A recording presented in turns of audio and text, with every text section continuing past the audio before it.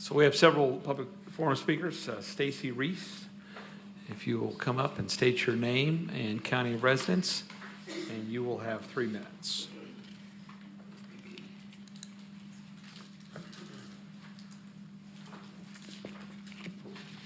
Hello again, I'm Dr. Stacey Reese, and I live in Knox County. One of my students informed me last week that my public forum speech from December had made its way onto a group's homepage. They also pointed out the logical fallacies apparent in that video, such as red herrings and ad hominem attacks, but that's neither here nor there.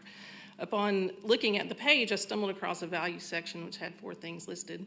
One of those was, we build relationships. That caused me to wonder, relationships with whom? The video in question denigrates Knox County's teachers as being solely responsible for 4th grade reading achievement scores, so it's not building relationships with us. Maybe it's there, but I haven't seen any outreach to other parents groups, so I can't say relationships will be there either, so I'm still left wondering. Further surfing the site led me to a Better Books page for KCS. An avid reader myself, I wanted to see what that list entailed. What I found were books that were written by conservative Christian authors supporting Western religious ideas and propaganda-filled nonfiction written by far right-leaning conservative authors and even Fox News correspondents. One book in particular caught my eye, a children's book titled The Plot Against the King, 2,000 Mules. This story is about a kingdom plot to elect Sleepy Joe over King Donald. I am 100% certain that my child will not read this book because it's based in falsehoods and name-calling. I'm also 100% certain that I would never ask for this book to be removed from a library because that's limiting access. If I don't want my son to read a book, he won't read it. It's that simple. I would never deny access and books to other people's children because that's an overstep of my role as a parent.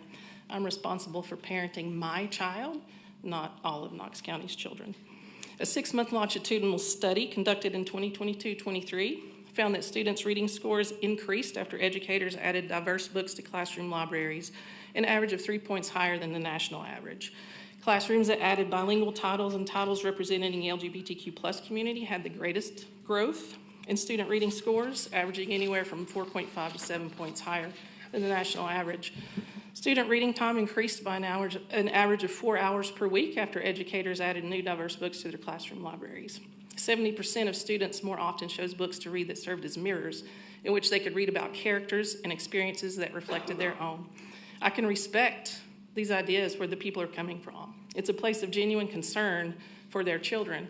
I am just like them in that respect.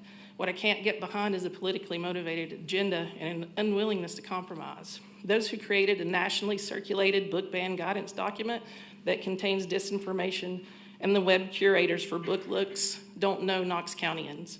This doesn't have to be an us versus them issue. We all want what's best for our children. And let's make Knox County the model for compassion and collaboration for the entire nation.